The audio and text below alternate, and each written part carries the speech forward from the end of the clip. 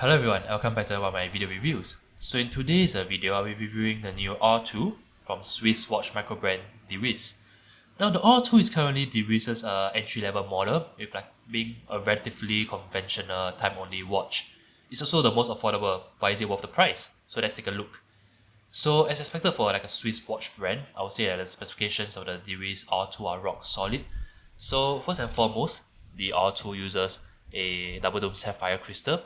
So as aforementioned numerous times in my previous reviews, I'm a huge advocate of sapphire crystal due to its inherent scratch resisting properties. Personally for me, I always look for sapphire crystal in my modern watches as it just adds greatly to the durability of the watch. Now DWISS state that there's an anti-reflective coating applied to the crystal, but as you can see, even if I tilt it slightly, you get plenty of reflections due to the dome nature of the crystal. So this is something that I guess you have to take note of if you are considering purchasing the watch. It also has a water resistant rating of 100 meters, which makes it robust enough for most scenarios that doesn't involve prolonged submersion in water. Now, beating inside the R2 is a rather uncommon Peseux P224 movement. So founded in 1923 as an eBosch maker, Peseux was absorbed into eBosch SA, which later became ETA in the late 1980s, during the aftermath of the quartz crisis. So it's perhaps no surprise that the P224 movement is essentially a clone of the ETA 2824, with identical specifications. So you get a short 38 hours of power reserve, 28 joules, and a frequency of 4 Hz or 28,800 beats per hour.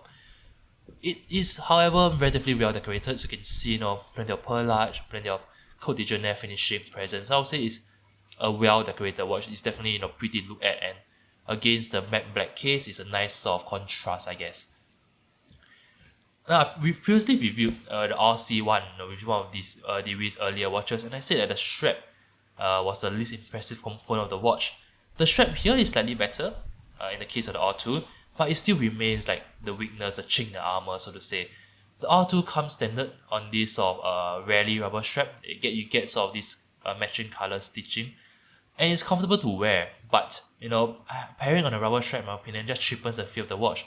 This sort of strap, as comfortable as it may be, is something that you can find for $20, $30 online, and it also collects dust and lint quite easily. I would like for the R2 to come a nice alligator embossed strap, perhaps with again matching red stitching.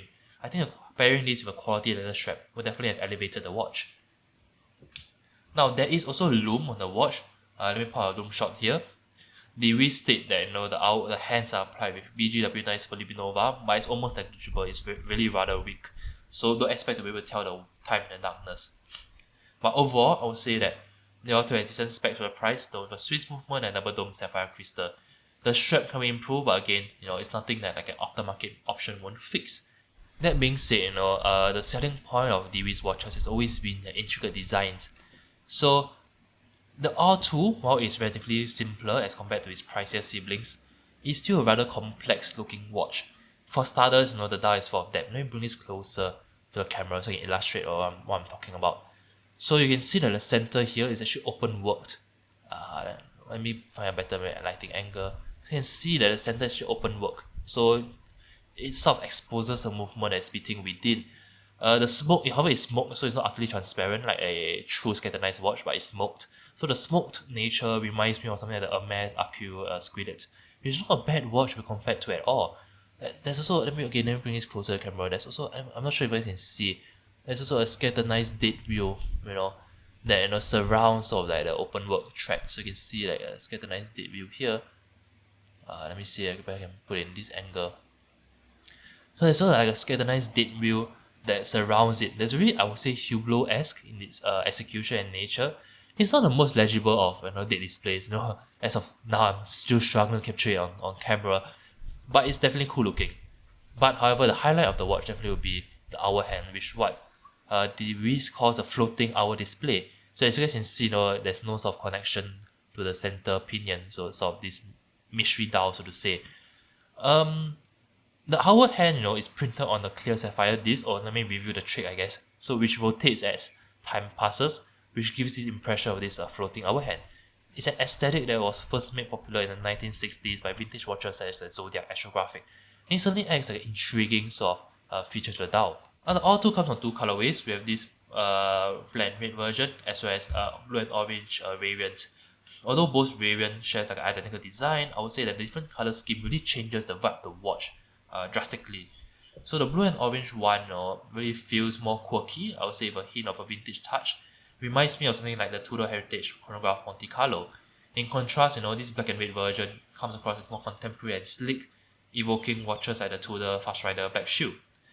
I think both colorways have their own merits, so it really depends on sort of which kind of vibe you're going for. Now, in my previous review of the RC one, I also stated that I absolutely love the case of the watch. The case of the R2 here is less intricate, but it's definitely still very well finished for the price. For one, we get this of faceted lugs. You can see here, this very angular faceted lugs. Contrast finishing on the bezel, you see is matte. It's matte at the front, but on the side, you can see that it's polished.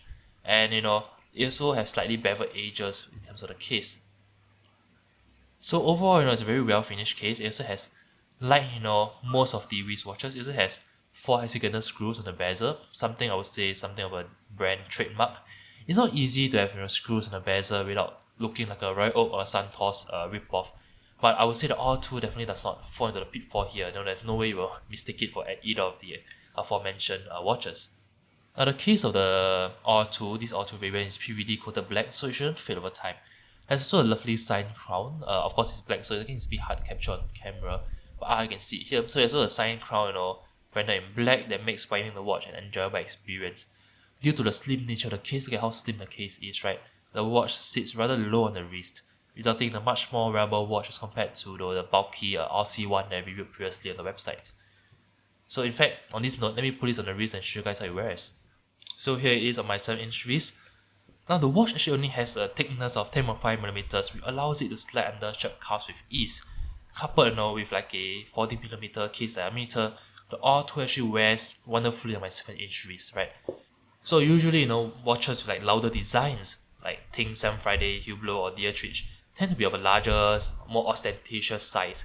So I'm pleasantly surprised by the wearable dimensions of this DWISS R2. Definitely very wearable on my wrist. Alright, so overall I would say that the DWISS R2 is definitely a striking watch that is meant to be a conversation starter on the wrist. The dial has multiple noteworthy details. It has open work center, a scandalized date wheel that surrounds this open work center, floating hour hand, and the case itself is very bold and very eye-catching as well. But I think, to me at least, the most impressive aspect would be the restraint that DWISS has shown in the dimensions and how the brand is able to cram all these details in a relatively, like you can see, a relatively petite watch that's great for smaller wrists, like Asian wrists like mine, or even for ladies. So yeah, I would say that the DWISS R2 is definitely one of the more intriguing watches that I reviewed recently. I really appreciate all the detail and the strikingly angular case. It also has decent specs for the price. You have a sapphire double dome sapphire crystal, you have a Swiss Peseux movement, and very wearable watch that has all these details in it. It's relatively well priced too, making it a attractive value proposition. So if you're interested in purchasing this watch, the R2, you can use the promo code WASOSHIOK for 15% off the entire R2 collection. After the discount, the R2 can be had for about 840 USD, or about 1010 Singapore dollars, which I believe is more than fair for what it offers. So this may be entry level in price, but it's definitely not in its design and construction. Alright, so that rounds up my review of the DWISS R2. If you like the video, do subscribe to the channel, ring the notification bell to be notified of future reviews. Do leave a comment about your thoughts and do share this video around. As always, I'll see you guys in my next review. Ciao!